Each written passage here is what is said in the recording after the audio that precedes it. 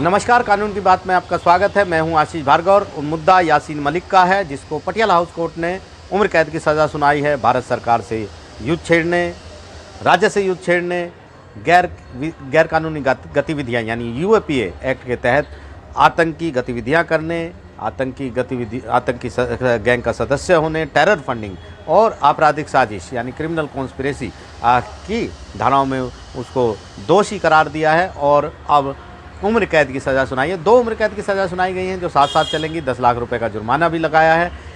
जुर्माना लगाना, सज़ा देना, बहुत सारे आतंकियों को सज़ा हुई है, लेकिन यासीन मलिक उन बहुत सारे आतंकियों में नहीं है। यासीन मलिक वो नाम है जो कश्मीर की दिशा और दशा तय करने की बात करता था, जो हर जगह ये कहता था कि देश के प्रधानमंत्री, भारत के प्रधानमंत्री उससे मिलते हैं।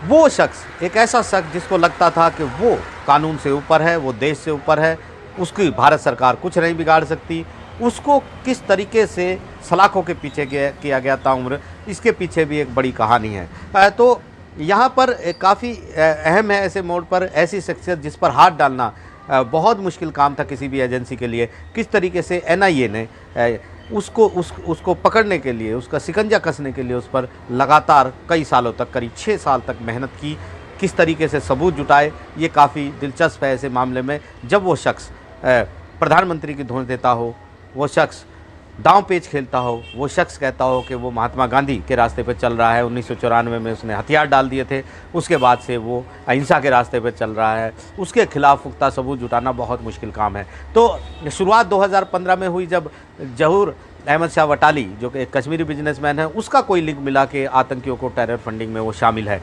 एनआईए के आईजी अनिल शुक्ला की टीम की अगुवाई में ये टीम काम कर रही थी। काफ़ी सबूत मिले और अप्रैल 2015 में ये पता चला कि 10 लाख रुपए टेरर फंडिंग के यासीन मलिक को वटाली की तरफ से दिए गए हैं। वटाली गिरफ्तार हो चुका था, वटाली जेल में था और इसके बाद पुख्ता सबूतों का जाल एनआईए ने बुनना शुरू किया। सूत्र बताते हैं कि उस समय सरकार ने भी इस पर सवाल उठाया कि यासीन मलिक पर हाथ डालने से पहले पुख्ता सबूत होने चाहिए और सबूत ऐसे हों कि वो सबूत जो हैं वो सबूत ऐसे हों कि बाद में जो है सज़ा में बदल जाए ये पूरा मामला, ट्रायल सज़ा में बदले, यासीन मलिक और किसी भी तरीके से छूटे नहीं इस केस में। तो पुख्ता तरीके से एनआईए सबूत जुटा रही थी, एक एक करके सबूत जुटाए जा रहे थे और उसके बाद 2019 में जब फाइलें तैयार हो गई तो उसके बाद पटियाला हाउस की एनआईए कोर्ट से प्रोडक्शन वारंट लिया गया और कहा गया कि यहाँ पर पेश किया जाए। एनआईए टेरर फंडिंग में उससे पूछताछ करना चाहती है, उसको गिरफ्तार करना चाहती है।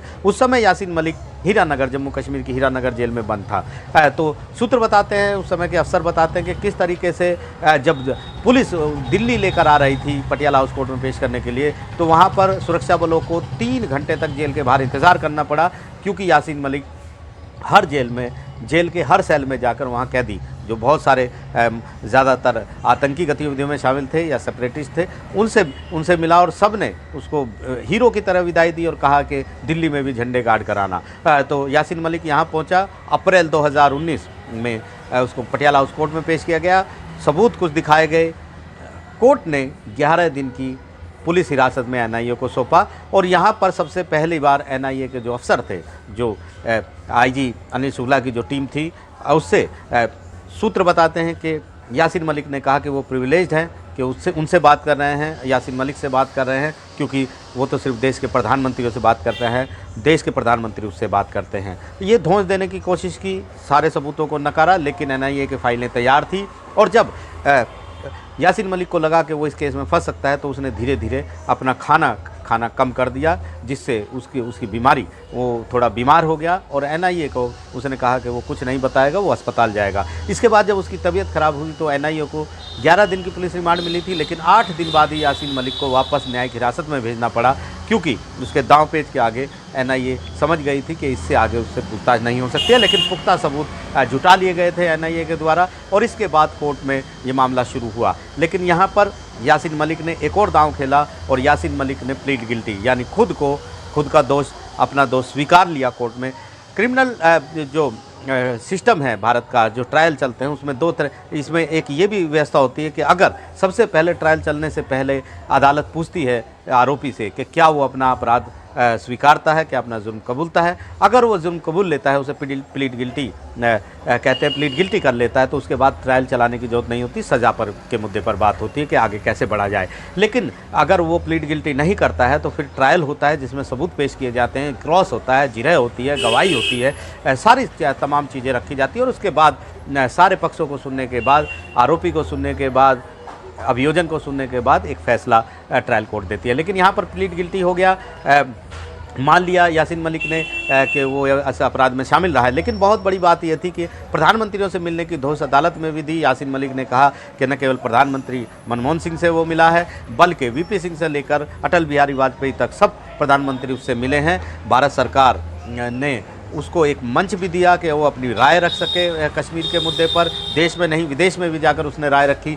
वो महात्मा गांधी को फॉलो कर रहा है। 1994 के बाद उसने हथियार छोड़ दिए, वो हिंसा का रास्ता छोड़ चुका है और वो सिर्फ संघर्ष कर रहा था, लेकिन उसका कोई योगदान हिंसा में नहीं था। ये बात, बड़ी बात है, उसने अदालत में कही।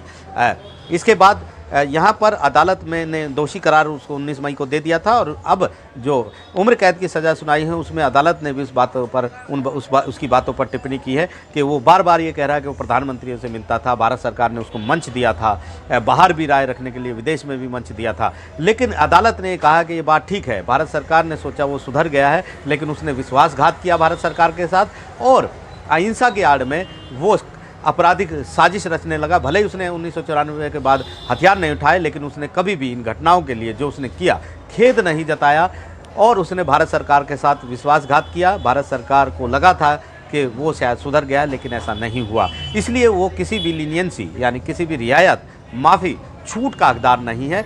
उसे दोषी करार दिया जाना चाहिए और उसको उम्र कैद की सज़ा सुना दी। महात्मा गांधी के बात पर भी कहा कि उसने महात्मा गांधी का नाम लिया, लेकिन महात्मा गांधी को फॉलो नहीं किया, क्योंकि महात्मा गांधी हिंसा की किसी भी घटना पर को बर्दाश्त नहीं करते थे और चोरा चोरी कांड में जब हिंसा हुई तो उन्होंने पूरा आंदोलन वापस ले लिया था, क्योंकि वो कहीं भी अहिंसा नहीं चाहते थे। लेकिन कश्मीर में हिंसा होती रही और यासीन मलिक ने कभी भी कितना खेद जताया, ना इस पर दखल दिया। तो इसका मतलब साफ है कि महात्मा गांधी का नाम लेने से वो अहिंसा का पुजारी नहीं बन जाता। इस तरीके की बात कोर्ट ने, अदालत ने, जो स्पेशल जज NIA के हैं प्रवीण सिंह, उन्होंने कही है। तो काफ़ी अहम मुद्दा था और अदालत ने सज़ा भी सुना दी है। जाहिर है बहुत जो NIA थी वो मांग कर रही थी कि फांसी की सज़ा होनी चाहिए, सजाए मौत होनी चाहिए, क्योंकि ये सबसे बड़ी धारा है। लेकिन मिटिगेटिंग फैक्टर हमेशा काम करते हैं। यहाँ पर यासीन मलिक का प्लीड गिल्टी होना भी एक कारगर साबित हुआ कि उसने खुद अपना जुर्म कबूल लिया। इसके अलावा जेल में उसने कैदियों के साथ, जेल के अफसरों के साथ तिहाड़ जेल में अपना आचरण अच्छा रखा, उससे उसको फ़ायदा हुआ। बहुत 94 के बाद उसका कोई क्रिमिनल इतिहास नहीं था, ये उसको फ़ायदा हुआ। तो कहीं ना कहीं उसको इन चीज़ों का फ़ायदा हुआ, लेकिन आखिरकार वो उसको अब ये बात समझ में आती होगी, या देश के किसी नागरिक का कानून सबके लिए बराबर है।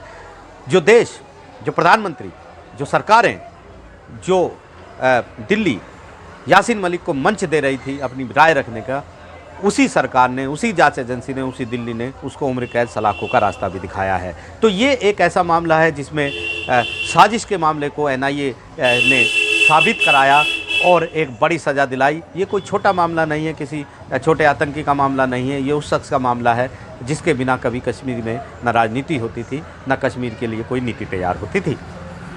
नई दिल्ली से आशीष भार्गव, NDTV इंडिया।